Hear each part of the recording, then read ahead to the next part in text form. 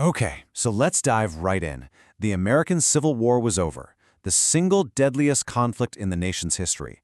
But winning the war was one thing. Winning the peace, that was a whole different battle. Today, we're going to get into the critical, chaotic, and truly revolutionary period that came right after Reconstruction. And this, right here, this wasn't just some philosophical question. It was the central practical problem facing the entire country. You had 4 million newly freed African Americans, and America had to figure out what freedom actually looked like on the ground. Was it just not being a slave anymore? Or was it something more, like citizenship, a voice in politics, a real shot at economic opportunity? The answers would shape the U.S. for the next 100 years, for sure. So the first crack at an answer came straight from the White House. After Abraham Lincoln's assassination, President Andrew Johnson came up with a plan. And his main goal? Speed. He just wanted to bring the defeated southern states back into the fold as fast and as painlessly as he possibly could. So on one side, you've got President Johnson's whole forgive and forget approach. Let's just get this done, no revenge necessary. But on the other side, the southern state governments responded with complete and utter defiance. Instead of reconciliation, they immediately passed these incredibly restrictive laws called black codes and tried to block freed slaves from voting. It created this intense political showdown right from the get-go. So what exactly were these black codes? Well, imagine laws designed to control every single aspect of your life. They dictated what jobs you could have, where you could travel, even who you could marry. The goal was crystal clear, to basically recreate the power dynamics of slavery, just without calling it that. And, as you can imagine, this caused absolute outrage in the North and in Congress. They felt like the victory they had just fought and died for was slipping through their fingers. And that outrage, well, it led to a massive power shift in Washington. A group that we now call the Radical Republicans in Congress, they looked at the president's plan and just said, nope, this is a total failure. So they took control of Reconstruction themselves. And they had a much, much more transformative vision for the South, a vision they planned on writing directly into the Constitution.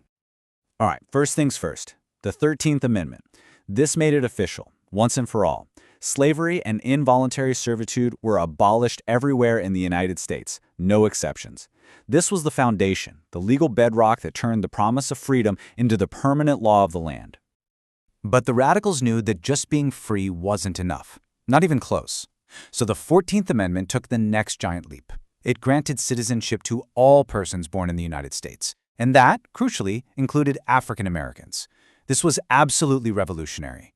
It also guaranteed that no state could take away life, liberty, or property without due process of law.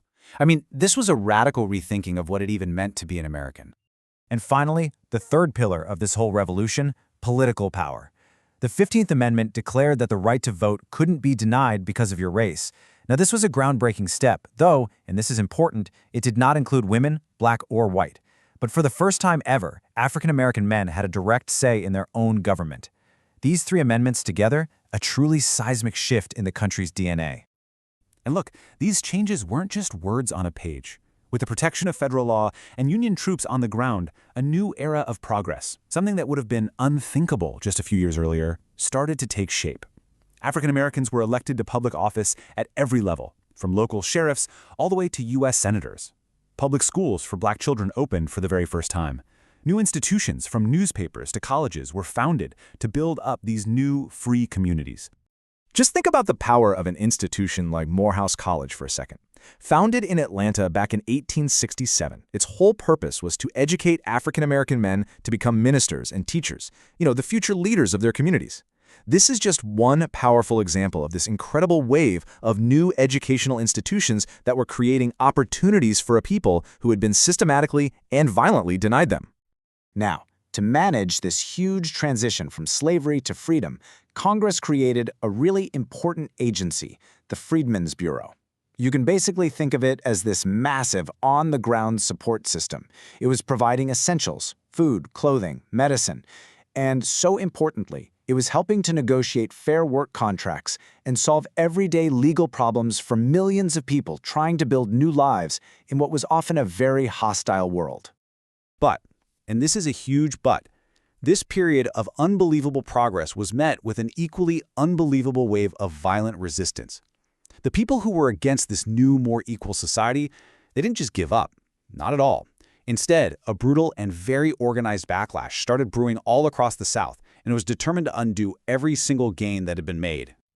The most infamous of these groups was, of course, the Ku Klux Klan, and their methods were pure terror. We're talking murder, arson, and widespread intimidation, all designed to stop African Americans from using their new rights, especially their right to vote. The goal was simple and brutal: reestablish white supremacy through violence and fear. They were basically waging a guerrilla war against Reconstruction itself. So while this terror campaign is raging in the South, a totally different kind of war was being fought back in Washington. The radical Republicans in Congress were getting more and more furious with President Johnson. They believed he was actively working against them and their efforts. So they pulled out their ultimate constitutional weapon against him: impeachment.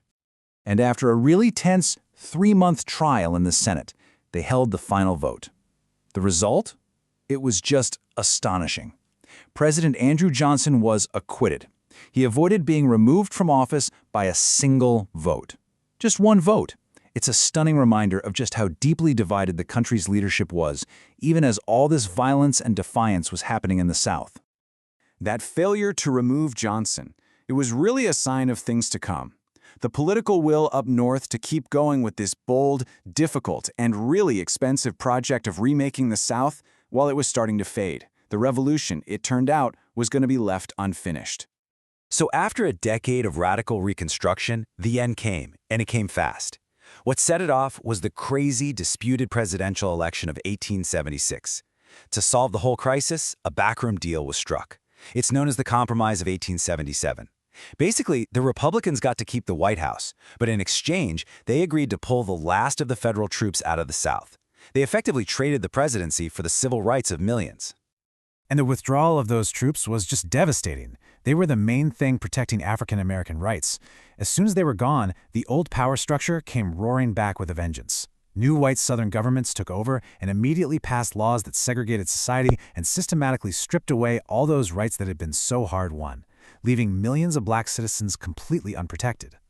So, the period of Reconstruction officially ended in 1877, but its legacy is, well, it's everywhere. The questions it raised about what freedom really means, who gets to be a citizen, and what the government's role is in protecting our rights, those questions weren't actually resolved. They were just abandoned, left to be fought over for generations to come, and in many ways, they're still echoing today.